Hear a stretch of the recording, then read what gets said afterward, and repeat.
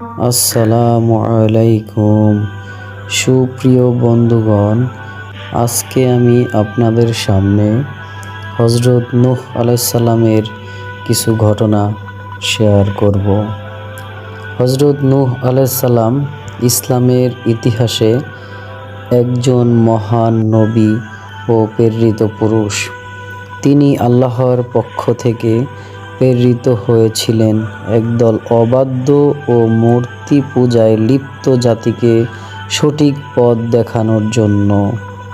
হযরত নূহ আলাইহিস সালাম এর সময় মানুষ আল্লাহকে ভুলে গিয়ে বিভিন্ন মূর্তির উপাসনা শুরু করেছিল। তিনি তাদেরকে এক আল্লাহর উপাসনায় আহ্বান করেন এবং বহু বছর ধরে দাওয়াত দিতে থাকেন।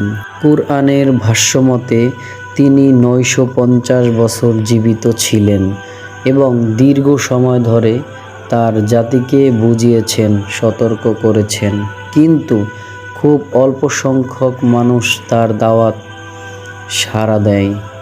অধিকাংশই তাকে মিথ্যাবাদী বলে প্রত্যাখ্যান করে। অবশেষে আল্লাহর নির্দেশে হযরত নূহ আলাইহিস সালাম একটি বিশাল নৌকা তৈরি করেন। যখন আল্লাহর গজব হিসেবে মহাপ্লাবন আসে, তখন সেই নৌকায় হযরত নূহ আলাইহিস সালাম, তার কিছু অনুসারী এবং প্রত্যেক জীবের একটি করে জোড়া ওঠে। এই প্লাবনে অবাধ্য জাতির সবাই ধ্বংস হয়ে যায়, এমনকি তার নিজের এক পুত্র, যিনি বিশ্বাস করেননি, সেও রক্ষা পায়নি। এ থেকে আমরা শিখি, ঈমান ছাড়া কেউ আল্লাহর গজব থেকে রক্ষা পায় না।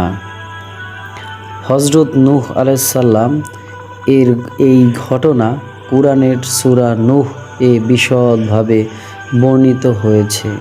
তিনি ছিলেন অন্যতম উলুল আজম নবীদের একজন, যাদের ধৈর্য, নিষ্ঠা ও আল্লাহর প্রতি অবিচল অবস্থার জন্য বিশেষ মর্যাদা দেওয়া হয়েছে।